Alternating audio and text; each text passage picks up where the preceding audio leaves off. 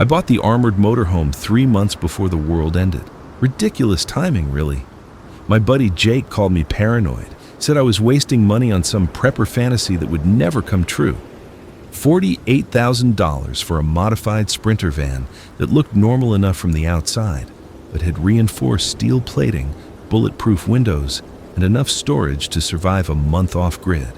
Jake laughed when I showed him the water filtration system, the solar panels integrated into the roof, the reinforced door locks that could withstand a battering ram. Jake's dead now, or worse.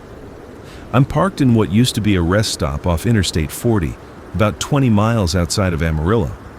The van is tucked behind an abandoned truck weigh station, nose pointed toward the exit ramp in case I need to move fast. Through the tinted, bulletproof windows, I can see 4 of them stumbling around the gas pumps. Used to be people. Now they're just bodies that forgot to stop moving. One of them is wearing a Dairy Queen uniform, the brown polyester shirt stained with something dark that definitely isn't chocolate. Another one's dragging a leg that's bent the wrong way, bone showing through the torn jeans. The sound they make, that wet, rattling moan, gets into your head and stays there. It's been 6 days since I left my apartment in Oklahoma City. 6 days since I watched my neighbor Mrs. Patterson try to eat her own husband on their front lawn.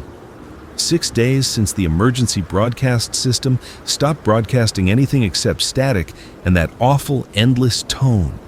The van smells like propane and coffee right now. I've got the portable stove going, heating up water for instant ramen because I'm trying to conserve the good food, the freeze-dried camping meals, and the canned goods I'd stocked. The propane is vented properly through a tube I installed myself, drilling through the reinforced wall and sealing it with industrial caulk. Everything in here is about efficiency, about making the space work. 12 feet long, 6 feet wide. The back section has a narrow bed that folds up against the wall. Underneath it, storage containers filled with supplies, medical kit, ammunition, water purification tablets, tools, a hand crank radio that hasn't picked up anything human in 3 days. The front cab section is separated from the living area by a heavy curtain I can close for privacy or warmth. 2 captain's chairs, both covered in worn leather. The dashboard is standard except for the modifications, a CB radio I installed myself, police scanner that mostly hisses static now, and a backup camera system with 4 different angles. I can see everything around the van without exposing myself to a window. Right now, the screens show me the empty parking lot, the distant tree line, and those 4 shuffling figures by the gas pumps. I check the time on my watch. 2:47 p.m. daylight for another few hours. I need to make a decision about whether to stay here tonight or push further west. The van has 3/4 of a tank of diesel, which should get me another 300 miles if I drive carefully. But every mile means risk, means possibly running into more of them, means potentially getting stuck somewhere worse than this. The ramen water is boiling. I pour it into the styrofoam cup, seal it, wait. 3 minutes for noodles. I used to complain about instant ramen back when I could walk into any grocery store and buy whatever I wanted. Now it tastes like survival, like making it one more day. Through the monitor I watch one of them, the Dairy Queen worker, turn suddenly toward the van. It's too far away to have heard anything. They don't see that well, I've learned. They respond to movement and sound mostly. Smell too, maybe, though I'm not sure about that. This one just turns randomly, like a broken compass seeking magnetic north. It stumbles toward the weigh station, arms hanging loose, head tilted at an angle that would break a living person's neck. My hand moves to the Glock 19 on the counter beside me. 15 rounds in the magazine, 1 in the chamber. Safety off. I fired it twice since leaving Oklahoma City. Once at a group of 5 that surrounded my van at a gas station in Elk City. I didn't hit any of them, just the noise was enough to scatter them temporarily, give me time to get the diesel pump working and fill the tank. The second time was mercy. A woman trapped in a car, already bitten, begging me to do it before she turned. I still hear her saying thank you. The Dairy Queen worker gets closer, 30 feet now. I can see the name tag, Jennifer. She's maybe 25. Blonde hair matted with dried blood, one eye completely white and clouded over. Her mouth hangs open and that sound comes out, that moan that isn't quite human anymore. My finger rests on the trigger guard, but I don't raise the weapon. Noise attracts them. Gunfire brings more. I learned that fast. 20 feet. Jennifer bumps into an abandoned shopping cart, doesn't register the collision, just keeps coming. The van is completely still. Engine off to conserve fuel, no lights inside. I'm barely breathing. The windows are tinted dark enough that she shouldn't be able to see in, and the reinforced construction keeps the van from rocking or creaking when I move. 15 feet.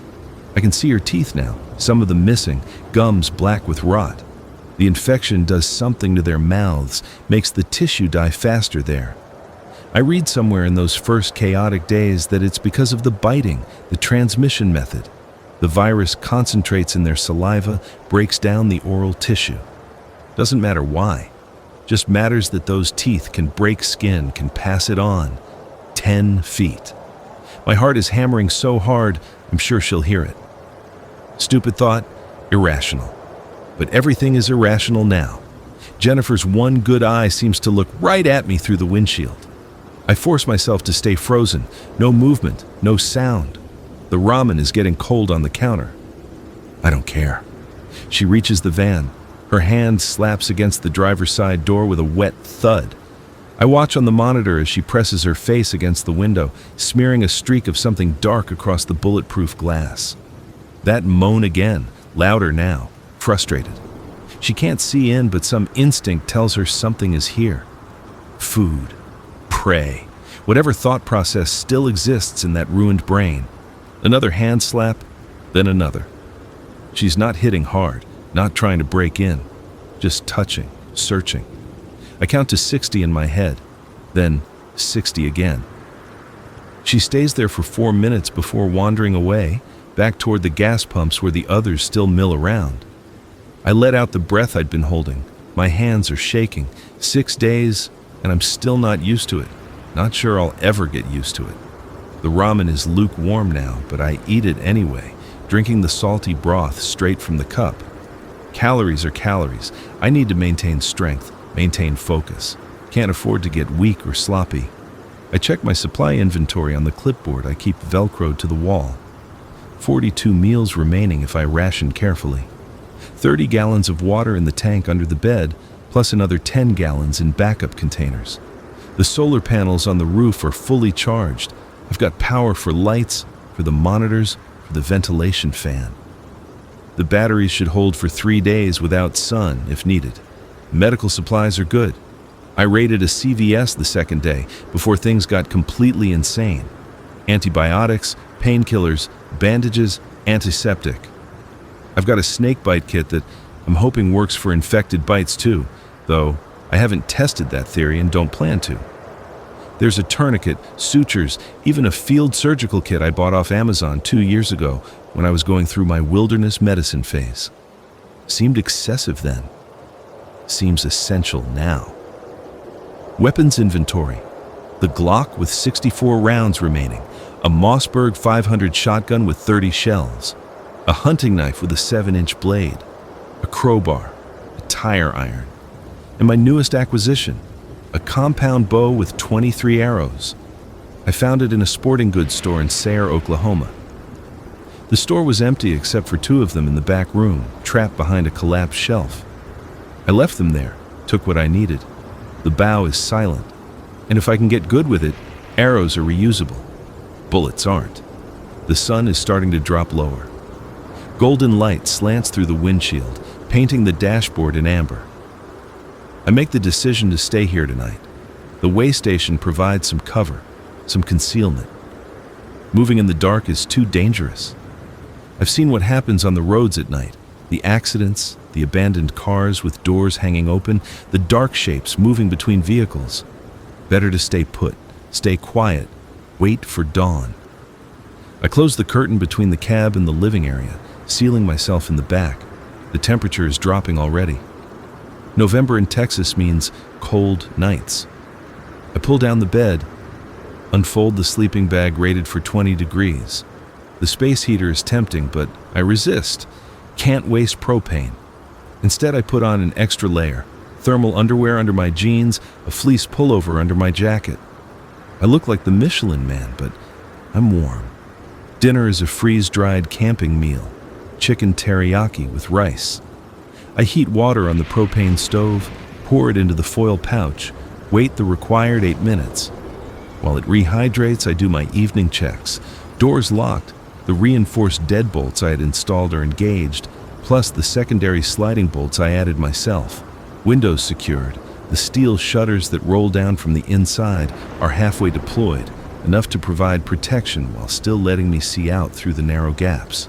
Monitors active, all 4 cameras showing clear views around the perimeter.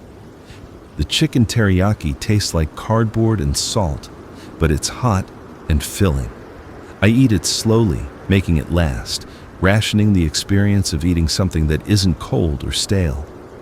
When I'm done, I wash the pouch with a small amount of water, let it dry to use again. Waste nothing, conserve everything. Evening routine. I strip down to my thermal layer, use baby wipes to clean myself. Real showers are a memory now. The van has a tiny bathroom compartment, a chemical toilet, and a water bladder rigged for sponge baths, but I'm saving that water. Baby wipes work well enough. Brush my teeth with a small amount of bottled water, spit into a container I'll dump outside tomorrow. Every action considered, every resource measured. I check the radio one more time. The hand crank charges the battery while I scan through frequencies. Static. Static, a weird warbling tone that might be automated. More static. Then, voices. Faint. Breaking up, but definitely human voices. I freeze, adjust the tuner carefully. Say again, this is Amarillo Safe Zone, broadcasting on all emergency frequencies. We have secured the downtown Civic Center and are accepting survivors. Military personnel on site. Medical assistance available. If you can hear this transmission, make your way to... Static swallows the rest. I crank the radio harder, trying to boost the signal. The voice comes back. 4th Street entrance. Do not approach after dark. Repeat, do not approach after dark. Safe Zone security will engage any threats. Bring identification and be prepared for quarantine screening. This message will repeat. And it does repeat. Same voice, same script, looping every 30 seconds. I listen for 5 minutes, trying to decide if it's real. Could be a trap. Could be raiders using a recording to lure people in, but it could also be real. A real safe zone with real military, with walls and weapons and other living humans. Amarillo, 20 miles east. I could be there in 30 minutes if the roads are clear. But that's a big if. I turn off the radio to save battery. The voices loop in my head instead. Safe zone, military personnel, medical assistance. It sounds like salvation. It also sounds too good to be true. I've heard stories on the CB radio those first few days before most people stopped transmitting. Stories about safe zones that turned out to be feeding grounds, about military units that shot survivors on site to prevent infection spread, about quarantine camps that became mass graves. I don't know what to believe anymore. The smart move is to wait, observe, maybe drive closer tomorrow, scout it from a distance, see if I can spot military vehicles, actual organization. The van gives me options. I'm mobile, protected. I don't need to rush into anything. Outside, the darkness is complete now. Through the monitor, I can see the infrared mode kicking in, painting everything in shades of green and white. The 4 figures by the gas pumps are still there, swaying slightly like seaweed in a current. A 5th one has joined them. This one's smaller. Might have been a kid. I look away from that monitor. The van creaks slightly as the temperature drops, metal contracting. It's a good sound, a normal sound. Reminds me this thing is solid, well built. The company that did the conversion is out of Montana. They specialize in vehicles for journalists in war zones, aid workers in dangerous regions. When I called them 3 months ago, the guy on the phone didn't ask questions, just took my specs, my payment, delivered exactly what I wanted. I wish I could call them now, tell them their work saved my life. But there's no one to call. Cell networks went down on day 4. Internet lasted a little longer but became useless when the power grid started failing. The world got very quiet, very fast. I set my watch alarm for 6:30 a.m., half an hour before sunrise. Need to be awake before the light comes, ready to move if necessary. The Glock goes under the pillow within easy reach. The shotgun leans against the wall beside the bed. I keep my boots on, just loosen the laces. Sleeping in boots is uncomfortable, but it means I can run if I need to. Every second counts. The sleeping bag is warm. I lie there in the darkness, listening. The van's ventilation fan hums quietly, circulating air, preventing carbon dioxide buildup. Outside, I can hear them sometimes, that wet moaning carried on the wind. Farther away, there are other sounds, something crashing, maybe a collapse of some structure. A dog barking frantically until it stops suddenly. I don't want to think about what stopped it. My mind won't quiet. It keeps replaying the last 6 days, leaving my apartment at 3 a.m. when the screaming in the hallway got too close. Driving through Oklahoma City streets lit by fires, avoiding the crowds of them that poured out of buildings like disturbed ants. The checkpoint on I-40 where National Guard troops were stopping everyone, checking for bites until the checkpoint got overrun and the soldiers started shooting everything that moved. I drove through that chaos doing 60, not stopping, not looking back. I remember the family in the Honda Accord who tried to follow me, flashing their lights, honking, begging me to stop. I didn't, couldn't. The van only has room for 1, maybe 2 if they were small. I watched them in my mirrors until a group of infected pulled them off the road. Sometimes I still hear the horn honking, even though it's been days. Sleep comes in fragments. I drift off and wake repeatedly, checking the monitors, listening for changes in the sounds outside. At some point in the deep night, I wake to silence. Complete silence. No moaning, no wind, nothing. That's worse somehow. I lie there, straining to hear anything, hand on the Glock, until a coyote yips in the distance and the normal night sounds resume. The alarm beeps at 6:30. I'm already awake, have been for 20 minutes, watching the sky lighten through the narrow gap in the shutters. The monitors show the parking lot in gray pre-dawn light. The infected are gone, wandered off to wherever they go when the sun comes up. I've noticed they're less active during the day. Not sure if it's the light or the heat or something else. Doesn't matter. It gives me a window. Breakfast is an energy bar and water. I ration myself to 16 ounces of water per day for drinking, another 8 for hygiene. The filtration system can purify more if I find a water source, but until then, I conserve.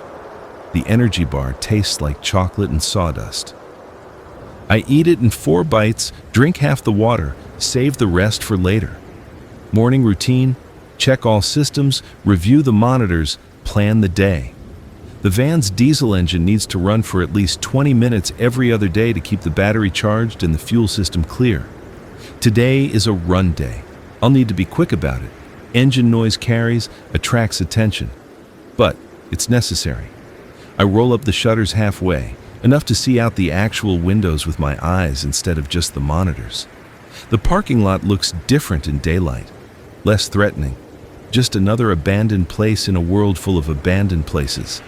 There's a semi-truck jackknifed across 2 lanes about 100 yards away, its trailer doors hanging open, cargo scattered.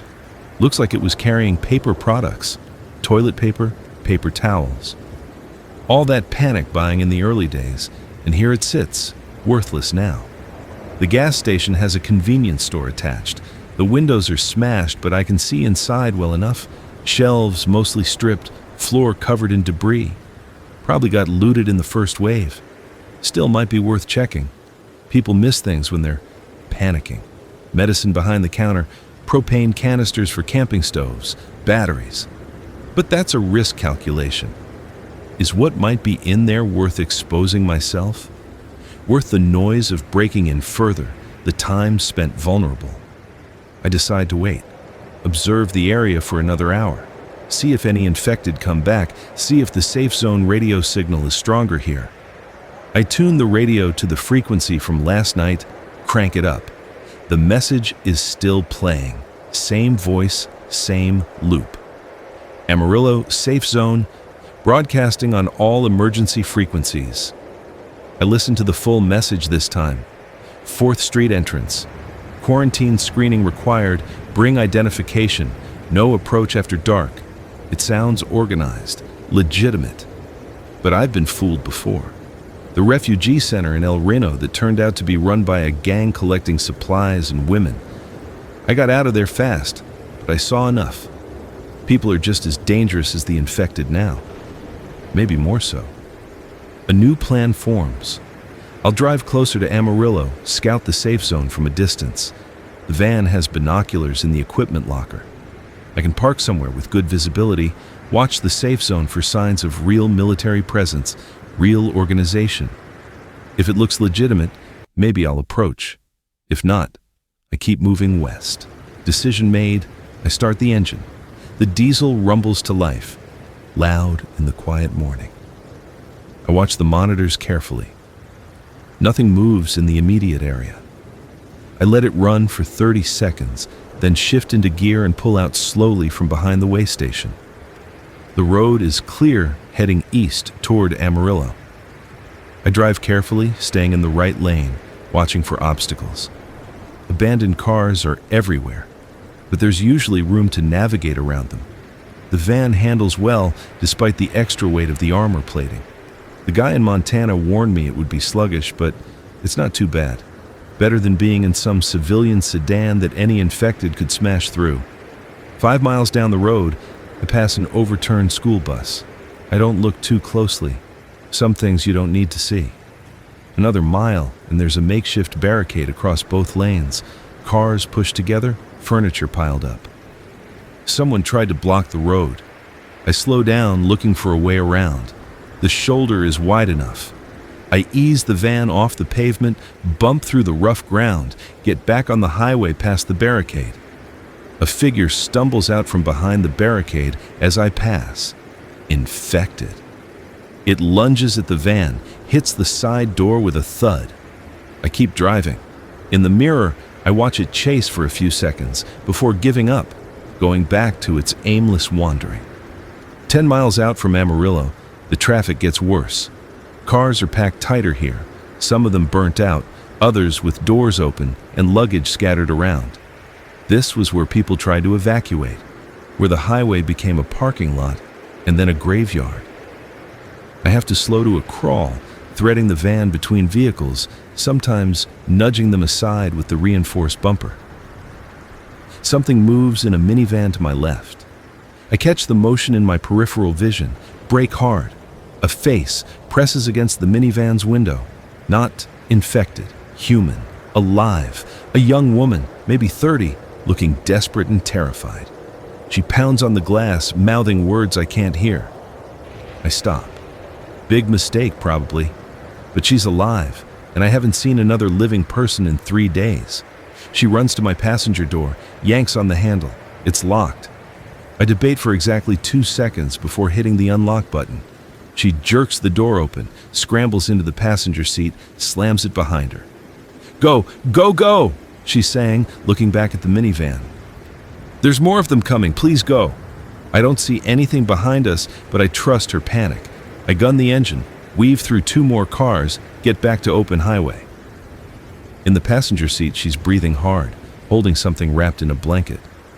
"Thank you," she gasps. "Oh God, thank you. I've been stuck there for 2 days. They were all around. I couldn't..." The blanket moves. A small sound comes from it. Babies cry. My foot eases off the gas. I look at her, at the bundle in her arms. She's crying now, clutching the baby tighter. "Please don't leave us," she says. "Please. I just need to get to the safe zone. Just to Amarillo, please." The baby cries louder. That sound is going to attract every infected in a mile radius. I've got maybe 3 seconds to make a choice that will define everything that happens next. "Quiet the baby," I say, and press the gas pedal down. Her name is Sarah. The baby is Emma, 8 months old. Sarah tells me this in gasping sentences while she tries to nurse Emma quiet in the passenger seat. They've been running for 5 days since their apartment complex in Amarillo got overrun. Her husband was a cop. He held off the infected while Sarah ran with Emma. She doesn't say what happened to him, but I can fill in the blanks. The safe zone, she says, is real. She heard it on her dead phone before the battery died, heard the same broadcast I picked up. Her husband had been called to help establish it before everything fell apart. The Civic Center downtown, 4th Street entrance, military presence. It's real. How do you know? I ask, taking a sharp turn around a FedEx truck that's blocking both lanes. Jake told me, my husband. He was there the first day helping set up barriers. Said the Army showed up with actual soldiers, not just National Guard. They had supplies, medical teams, everything. She pauses, adjusts Emma, who's fallen asleep now, mercifully quiet. He was supposed to come back for us, but the roads got too dangerous. Jake. My friend Jake was named Jake. Different Jake, I tell myself. Common name. We drive in silence for a minute. I'm watching the mirrors, the monitors, the road ahead. Every sense is on high alert. Having passengers changes everything. I'm not just responsible for myself anymore.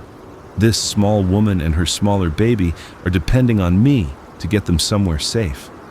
What's your name? Sarah asks. Marcus. Thank you, Marcus, for stopping, for helping us. I don't respond. Helping is a strong word. I haven't decided yet if picking them up was help or stupidity. The outskirts of Amarillo appear ahead. Strip malls and chain restaurants, all dark and dead. A Target with its windows smashed, parking lot full of abandoned carts. A McDonald's with drive-through cars still in line, occupants long gone or worse. The traffic thickens here. This is where the real exodus happened, where everyone tried to leave at once. 4th Street is downtown, Sarah says, pointing. That way, about 3 miles. I turn where she indicates, navigate through residential streets instead of staying on the highway. Fewer abandoned cars here, more hiding places between houses. Safer maybe. Or more opportunities for ambush. Hard to say. We pass an elementary school. The playground equipment looks wrong somehow, too cheerful in this dead world. The swings move slightly in the wind. I force myself to look away. There, Sarah says suddenly. Do you see? Ahead, maybe half a mile, I can see walls. Actual concrete barriers, the kind they use for highway construction, stacked too high and forming a perimeter. And behind them, buildings are visible. Smoke rises from what might be controlled fires. And movement. Organized movement, people walking with purpose, not stumbling. I pull over 2 blocks away behind a dry cleaner. Kill the engine. Take out the binoculars. Through the magnified lenses, I can see it clearly. The Civic Center is surrounded by those barriers with watchtowers made from scaffolding at each corner. Armed guards in the towers, I can see rifles. The 4th Street entrance has a gate system, metal barriers that can be moved. There's a cleared zone around the perimeter, maybe 50 feet of empty space where nothing can approach unseen. And people, maybe a dozen visible from here. Moving around inside the perimeter. Some in uniform, some in civilian clothes. A woman hanging laundry on a line strung between buildings. A man working on what looks like a garden plot. It's real. Sarah was right. Can we go? She asks quietly. Emma is stirring again in her arms. I keep watching through the binoculars. I want to see the entrance protocol, see how they handle arrivals. As if on cue, a pickup truck appears from the north, approaching the 4th Street gate slowly. It stops 50 feet out. The guards in the towers point rifles at it. Someone with a bullhorn. I can see their mouth moving but can't hear the words from here. The truck's driver gets out, hands raised. 2 guards approach from the gate, both armed, both keeping distance. They gesture for the driver to lift his shirt, turn around, show his arms. Checking for bites. The protocol takes 5 minutes. Then they let him drive through the gate, which closes immediately behind him. Smart, careful, organized. We should wait until they process that truck, I say. Let them reset before approaching. Sarah nods. Emma decides now is the time to really cry, a full-throated wail that fills the van. Sarah tries to soothe her, but the baby is beyond consoling. Hungry or scared or just done with being quiet. The sound carries. I see movement in my side mirror, a figure stumbling out from between houses 2 blocks back. Then another. The crying is calling them. We need to move, I say, starting the engine. To the safe zone. No choice now? I pull out from behind the dry cleaner, drive straight toward the 4th Street entrance. In the mirrors, I count 5 infected following us now, drawn by Emma's crying, more appearing from side streets. The van pulls ahead of them easily, but they'll follow all the way to the gate. The guards see us coming. Rifles track our approach. I stop 50 feet out like the truck did, put my hands on the steering wheel where they can see them. Sarah is trying desperately to quiet Emma, rocking her, pleading with her. A guard with a bullhorn steps forward. Exit the vehicle, hands visible, move slowly. I look at Sarah. Can you walk with her? Yes I can. Keep your hands up as much as possible. Don't make sudden movements. We get out together. My hands are raised. Sarah's cradling Emma but holds one hand up. The baby's crying echoes off the concrete barriers. Any bites or scratches? The bullhorn voice demands. No! I shout back. Lift your shirts. Show your arms. I pull up my jacket, my fleece, my thermal shirt. Cold air hits my skin. I turn slowly, showing them I'm clean. Sarah does the same, awkward with Emma in one arm. The baby's diaper is visible, her tiny legs kicking. Behind us, the infected are getting closer. I can hear them now. That chorus of moans, maybe 15 of them, maybe more. There's infected following us, I call out. The guard with the bullhorn looks past us, assesses. Clear the entrance zone, move to the gate now. We run. Sarah's slower, burdened with Emma, but I stay with her. The gate rolls open, actual motorized gates, someone inside operating them. We cross the threshold, and the gates slam shut behind us. The infected hit the barriers 30 seconds later. Thud, thud, thud. The guards in the towers don't even bother shooting. The barriers hold. The infected mill around outside, clawing uselessly at concrete. Inside the perimeter, it's a different world. The guards check us thoroughly, searching for bites, for weapons, for anything suspicious. They find the Glock. I see the calculation in the guard's eyes. You'll get it back if you check out clean, he says. Quarantine is mandatory, 72 hours. Anyone shows symptoms, they don't get to stay. Understood, I say. They lead us to a building marked Quarantine, a former office complex by the look of it. There are other people here, maybe 20, all in separate rooms. A nurse checks our vitals, draws blood. They take Emma from Sarah long enough to examine her thoroughly. The baby screams through the whole process. Our quarantine room is small, 2 cots, a chemical toilet, a table with water bottles. A window looks out onto the interior of the compound. I can see people working, building, living. It looks organized, it looks safe. Sarah collapses onto one cot, Emma finally quiet in her arms. We made it, she whispers. We actually made it. I sit on the other cot, feel the exhaustion hit me all at once. 6 days of running, 6 days of fear, and now this pause, this possibility of safety. Through the window, I can see my van in a parking area. They promised it would stay locked, that nothing would be taken. I'll believe it when I see it. Everything I own is in that van. Everything I need to survive if this place turns out to be another false hope. But for now, for these 72 hours, I can rest. I can let someone else watch the perimeter. I can close my eyes without keeping one hand on a weapon. Sarah is already asleep, Emma nestled against her. The baby's tiny chest rises and falls in perfect rhythm, so small, so fragile, so impossibly alive in a world of death. I lie back on the cot. The ceiling has water stains in one corner, Normal damage, normal wear. Not blood, not violence, just time and weather. It's the most beautiful ceiling I've ever seen. Sleep takes me fast and deep, the first real sleep since the world ended. I wake to voices outside the door, harsh, urgent voices. My hand goes automatically to where the Glock should be, but there's nothing there. They took it. I'm unarmed. Sarah is awake too, clutching Emma. The baby is mercifully quiet, sleeping against her mother's chest. The door opens. It's the guard from before, the one who took my weapon. His face is grim. Blood test came back. He says, "You're both clean, but we have a situation." "What situation?" I ask, standing up. "Your van, the one you came in. We need it." Every muscle in my body tenses. "Need it for what?" "Supply run. Our trucks are down. Radiator problems on one, transmission on the other. We got 48 hours of food left in a hospital 3 miles from here that might still have medical supplies. Your van is armored. It's perfect for the run."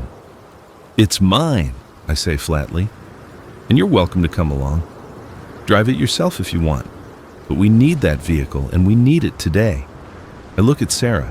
She's watching me with wide eyes, Emma stirring in her arms. "What do I get in return?" I ask. The guard almost smiles. "You get to eat. You get a place inside these walls. You get to live. That enough?" I want to argue. Want to tell him to go to hell, that I'll take my van and leave right now.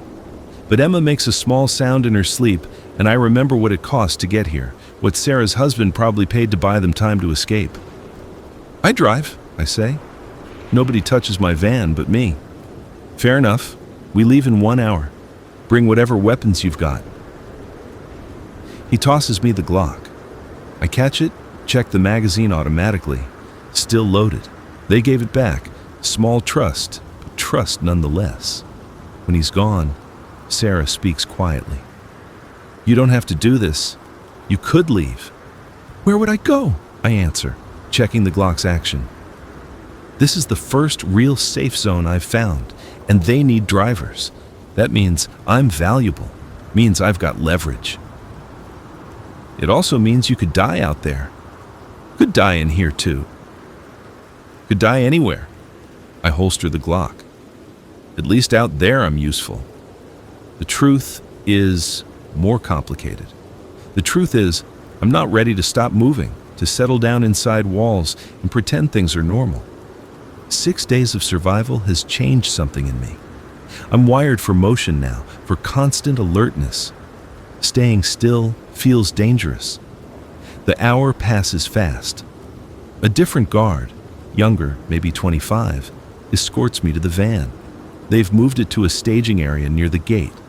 3 other people are waiting there. 2 men and a woman, all armed, all looking nervous. "Marcus?" One of the men extends a hand. He's older, maybe 50, with gray in his beard. "I'm Tom. This is Derek and Lisa. We're your security team." I shake his hand. "You done this before? Supply runs?" "Twice. Both times we made it back." He says it like that's an accomplishment. It probably is. Lisa is checking a shotgun, racking the slide repeatedly.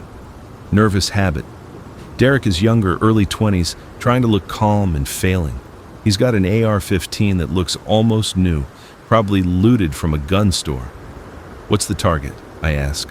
Tom unfolds a map on the van's hood. "Amarillo Medical Center, 3.2 miles northeast. We've scouted it from a distance. Looks intact, probably got medical supplies in the pharmacy and storage areas. But it's also probably got infected inside. Building that big, there were people there when things went bad. How many infected we talking about? Unknown. Could be dozens, could be hundreds." "Great," I mutter. The gates roll open. I start the van, let the others climb in the back. The space is cramped with 4 people plus all my gear, but we make it work. Tom rides shotgun, map in hand, rifle across his lap. We roll out slowly. The gates close behind us with a finality that makes my stomach clench. Outside the walls, the infected that followed us earlier are gone, wandered off somewhere. The street is empty. East on 4th, then north on Harrison, Tom says, tracking our route on the map. I drive carefully, watching every shadow, every doorway. The city looks dead in daylight, windows dark, no movement except papers blowing in the wind. We pass a bus frozen in the middle of an intersection, doors open, seats empty. I don't look too closely. Contact, Derek says from the back, 2 o'clock, 3 of them.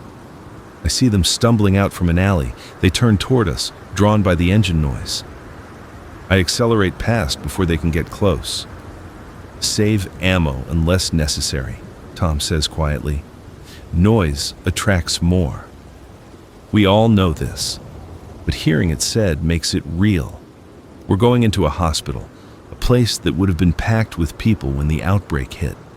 The sick, the dying, the doctors and nurses trying to help, all of them potential infected now.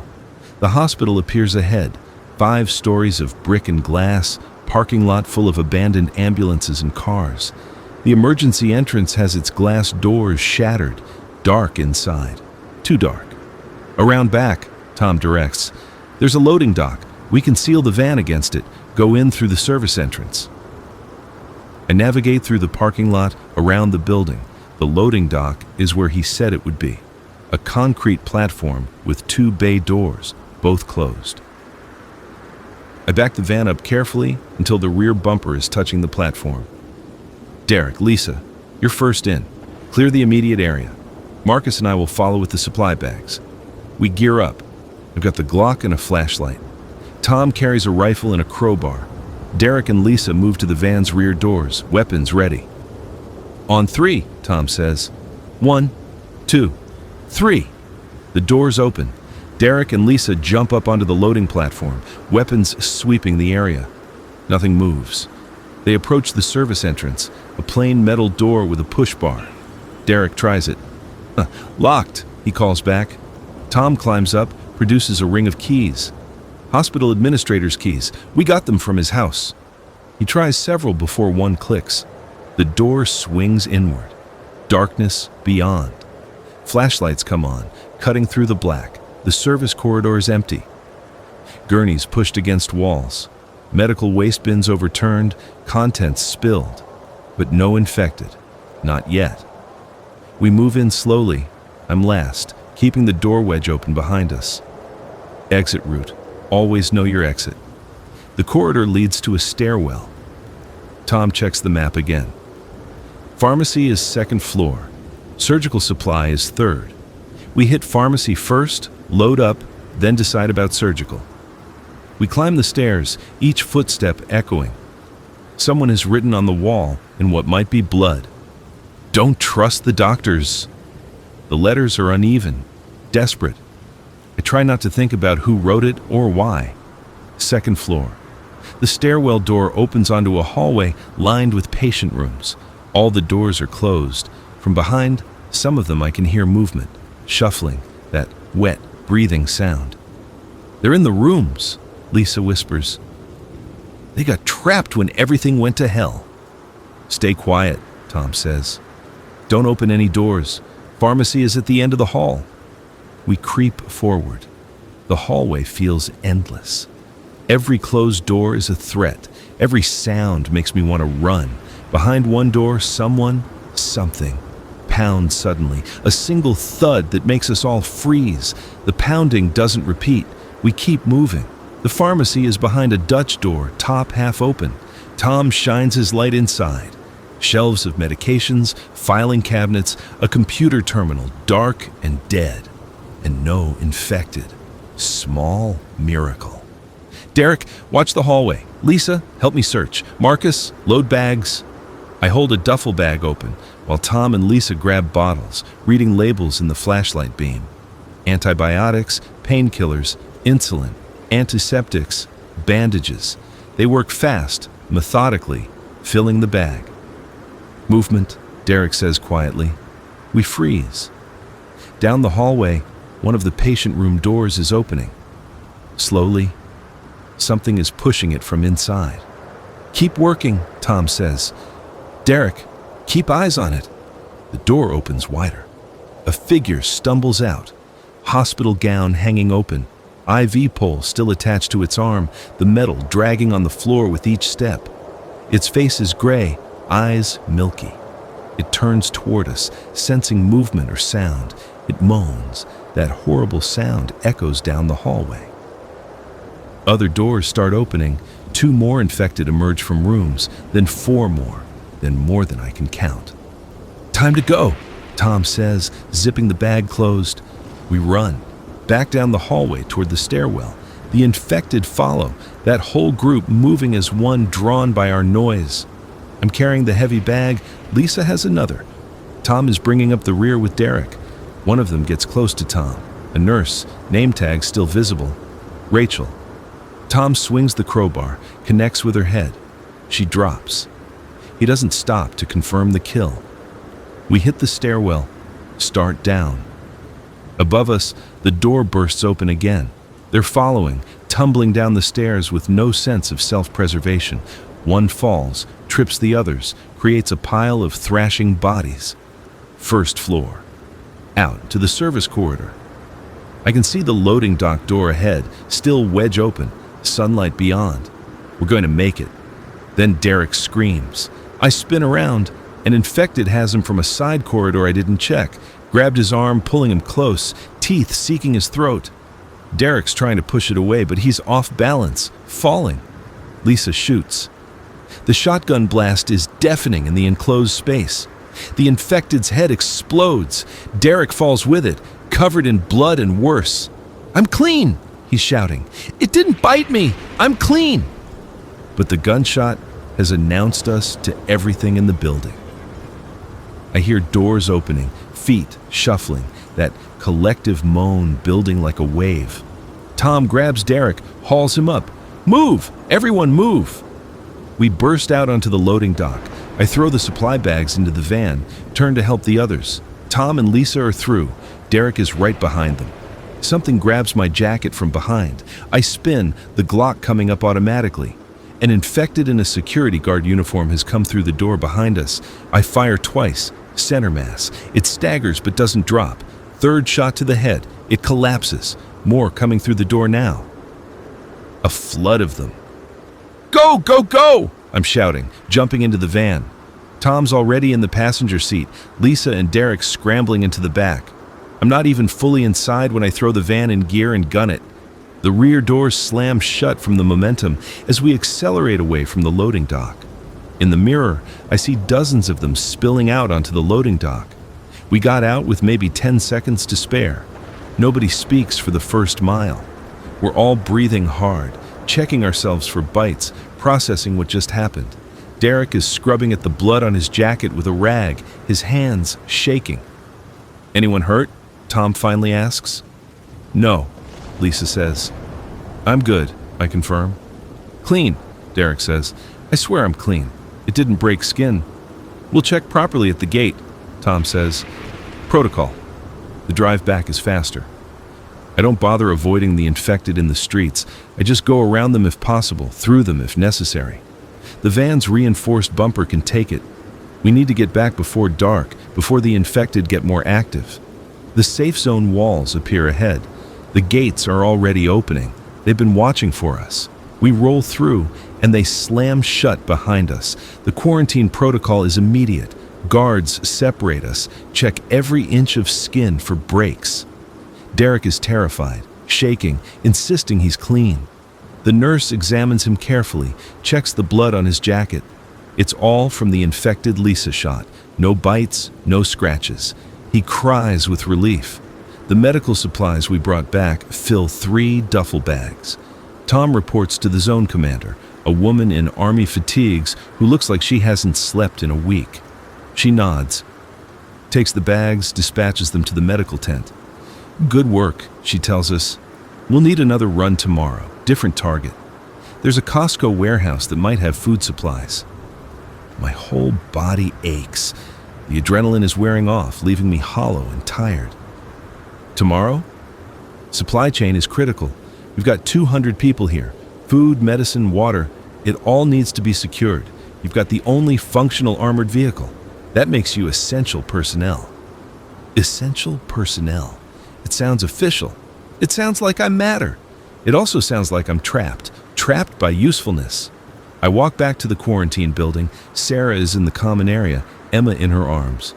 Baby is awake, looking around with those wide, wondering eyes that haven't learned to be afraid yet.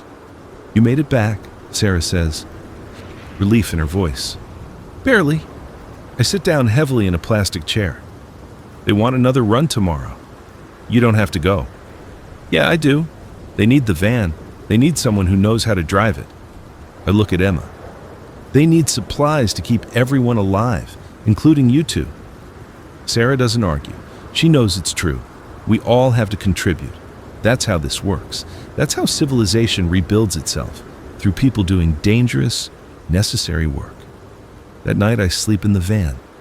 They've moved it to a more permanent parking spot near the perimeter wall.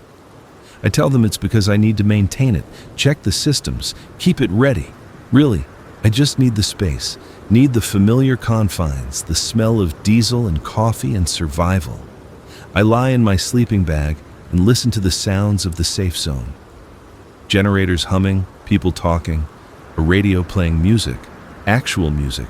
Someone must have a battery-powered radio. The sound is strange, almost alien. Music belongs to the old world. Outside the walls, I can hear them. The infected, moaning, shuffling, seeking. They never stop. They're always there, always waiting. But inside these walls, for now, we're safe. For now. The Costco run happens at dawn. Different team this time. Tom is resting, recovering from yesterday. I've got 3 new people. Rodriguez, a former Marine who moves like he's still in combat. Anna, a quiet woman in her 40s who carries a hunting rifle like she knows how to use it. And Mike, a kid who can't be more than 19, nervous energy and too much enthusiasm. Costco is 4 miles southeast, Rodriguez briefs us at the van. Big box store, probably hit hard during the initial panic, but there's a lot of floor space. We're looking for non-perishables primarily. Canned goods, dry goods, bottled water, medical supplies if we find them. We go in fast, load up, get out, no heroics. The morning is cold. November in Texas means frost on the ground, breath visible in the air. I warm up the van's engine while the others load gear. Rodriguez has blueprints of the Costco somehow, marked where the food storage areas are, where the loading docks are located. One problem, he says, tapping the blueprint. Building has skylights, lots of natural light during the day, which is good. But it also means infected can see movement from anywhere in the store. We'll be visible. So we move fast, Anna says. Exactly. The gates open. We roll out into a city that looks worse every day. More fires have burned out, leaving blackened shells of buildings. More cars have been pushed aside or crashed. In the weeks since everything collapsed, nature is already reclaiming things. Weeds growing through cracks in the pavement, birds nesting in abandoned vehicles. Mike is watching out the windows, rifle in his lap. How many you think are out here, in the whole city? Population of Amarillo before was about 200,000, Rodriguez says. Figure maybe 70% infection rate, 30% dead or evacuated. That's 140,000 infected, give or take. Jesus, Mike breathes. Don't think about the numbers, Anna says. Just focus on the ones you can see. Smart advice. I follow it, keeping my eyes on the road, on the immediate threats. We pass groups of infected, 5 here, a dozen there. They turn toward us, drawn by the engine noise, but we're past before they can react. The Costco appears ahead. Massive parking lot, probably held 300 cars at capacity. Now, it's a maze of abandoned vehicles and shopping carts. The main entrance has its glass doors smashed. Dark inside despite the skylights Rodriguez mentioned. Loading dock is around back, Rodriguez says. Same approach as the hospital? It worked before, I confirm. I navigate through the parking lot. An RV is blocking one lane. I have to mount the curb to get around it. The loading dock has 4 bays all closed, but there's a service entrance door like the hospital had. We back up to the platform. Rodriguez tries the door. Locked. Anna has bolt cutters. 3 cuts, and the chain falls away. The door swings open. Light spills in from the skylights. The loading area is huge. Pallets of goods stacked 20 feet high, forklifts abandoned mid-task, and infected. I count 8 of them wandering between the pallets, former employees in Costco vests, shoppers who got trapped when the doors locked. Quiet approach, Rodriguez whispers. Blades only unless absolutely necessary. We each have knives. Mine is the 7-inch hunting knife, familiar weight in my hand. We move in slowly, spreading out, each taking a target. My infected is a man, maybe 60, Costco vest identifying him as a manager. He's facing away from me, swaying slightly. I move close, quiet as I can on the concrete floor. 5 feet away, 3 feet, striking distance. I grab him from behind, one arm around his chest, and drive the knife into the base of his skull, severing the brainstem. Instant shutdown. He goes limp. I lower him to the ground. Around me, the others are doing the same. Rodriguez takes 2 with clinical efficiency. Anna's is messier. Her infected struggles, makes noise, but she gets it done. Mike hesitates on his, waits too long, and the infected turns toward him. He panics, stabs it in the chest. Wrong target. It grabs him. Rodriguez is there instantly, knife to the infected skull. It drops. Mike stumbles back, breathing hard. "You hit?" Rodriguez demands. No, I'm good." "Then focus up. We've got work to do." The main floor of the Costco is visible through swinging doors. Through the small windows, I can see the vast space, aisles stretching hundreds of feet, skylights creating pools of light and shadow, and movement, lots of movement. 50 plus in there, Anna says, peering through the window. "Maybe more." "We don't need to go in there," Rodriguez says. "Look." He points to the pallets around us. "Food storage. This is where they keep overflow inventory. We can load from here." He's right. The pallets are labeled canned goods, pasta, rice, beans, exactly what we need. And it's all here in the loading area, away from the main swarm of infected. "Mike, watch the doors." "Anna, you're with me." "Marcus, bring the van closer. We're going to load directly." I jog back to the van, drive it right up to the nearest pallet. Rodriguez and Anna start breaking down the pallet, passing boxes to the van. I stack them inside, working fast. Canned tomatoes, canned corn, 50-pound bags of rice, cases of bottled water. The van fills quickly. I'm making tough choices about what to take. Calories per pound, shelf stability, nutrition. Leave the soda, take the canned vegetables, leave the chips, take the peanut butter. "Movement in the main store," Mike calls out. "They heard us." Through the swinging doors, I can see them coming, pressing against the glass, pushing. The doors are swinging inward from the pressure. "How much more time?" Rodriguez asks me. 2 minutes, maybe 3. "Anna, help me barricade." They grab a forklift, drive it against the swinging doors. It'll hold for a while, not forever. I keep loading, canned beans, canned soup, dried pasta. Every box is survival, every can is another day we can eat. The doors are bowing inward now. The forklift is holding, but infected are piling up on the other side, weight building. I can hear them. That awful chorus of moans. "Time's up," Rodriguez says. "Load what we've got." We're leaving. I grab 2 more boxes, throw them in the van. Anna and Mike pile into the back. Rodriguez climbs in passenger side. I'm in the driver's seat, engine already running. The swinging doors give way. The forklift tips sideways. Infected pour through. I gun the engine. We accelerate away from the loading dock, leave them reaching after us with those grasping hands. In the mirror, I watch them spill out onto the dock, dozens of them, too late to catch us. "Everyone okay?" I call back.